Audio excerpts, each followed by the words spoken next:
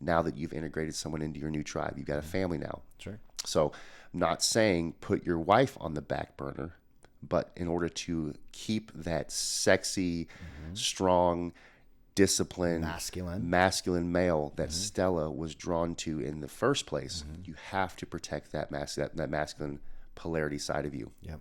And not lose parts of yourself because you're married now. So good. So when we talk about polarity, we're talking about masculine and feminine dynamic, the attraction between men and women. So in the beginning of the relationship, you as a high value man pursued your woman, you made decisions, you led well, you planned the date night, you planned the vacation, you made the decision-making process for her, the feminine, just to be able to show up and be the beautiful flower. And so you were very consistent with that preparation, that planning process. What Josh and I see so often in our coaching and working with other men is that polarity starts to drop as soon as the man gets into the relationship. So 6 months in, 1 year in, the planning, preparation, the self-care that you did as a man, prioritizing your fitness, how you look, maybe like trimming yourself a little bit, all the stuff that you did in the beginning. We've talked about this. Don't look like a gorilla if you expect to have any type of lovey time.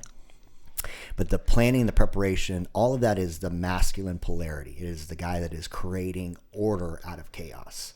If you think you can step into your now new marriage or any season of your marriage and abdicate leadership, stop being the high value man, you're quickly going to drive your woman from the feminine into the mother role, and she's going to have to take on some of those masculine qualities. Yep. So the quickest and fastest and most effective way for you to lose the polarity, that's that sexy time, the attraction, the love dynamic between you and your wife, is to stop leading in the relationship. Yep.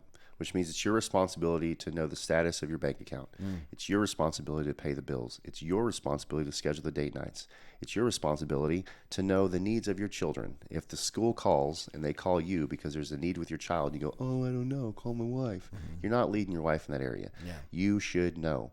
Right? If your children need to be, if the laundry for your kids needs to be put away, you should know what drawer it goes into. That's good. I'm not saying that you need to be a kept husband to know those things, but as the leader of your house, you need to know the order and the placement of everything in your home, and you're held responsible for it. That's good. Polarity is a huge thing, and to not only just to maintain it, but continue to lead in that, create safety and security for our wives. That's and good. Again, it's one of the things that makes men. We talked about blades the other day on a previous podcast. You can check it out if you want to hear to it, but as part of sharpening your blade is keeping your polarity.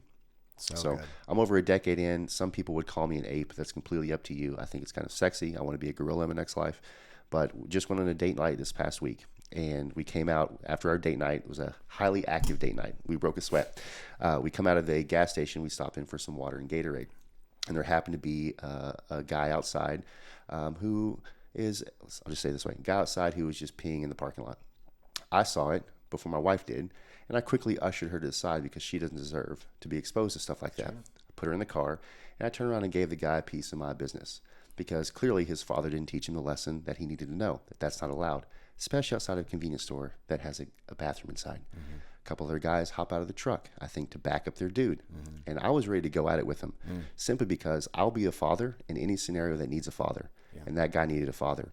Now, it didn't turn into anything physical, which I would have been completely open to had it. A little 3-on-1 to be nice in my life right now.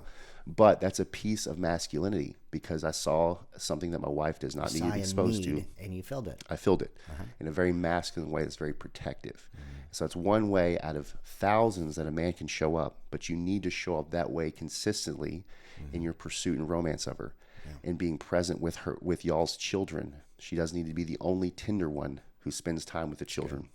It's got to come from you as well. And how you deal with your families.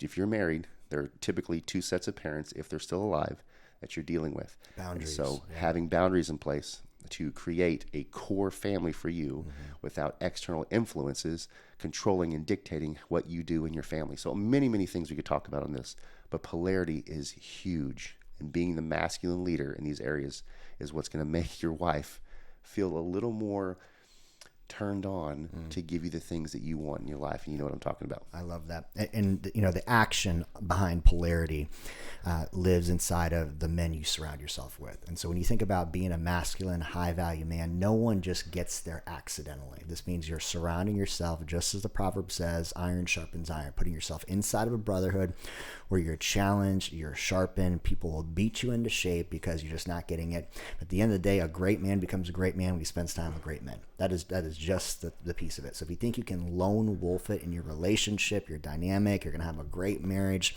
just by you and your wife doing it together, it's simply a fallacy. It's not going to happen. You're lying to yourself.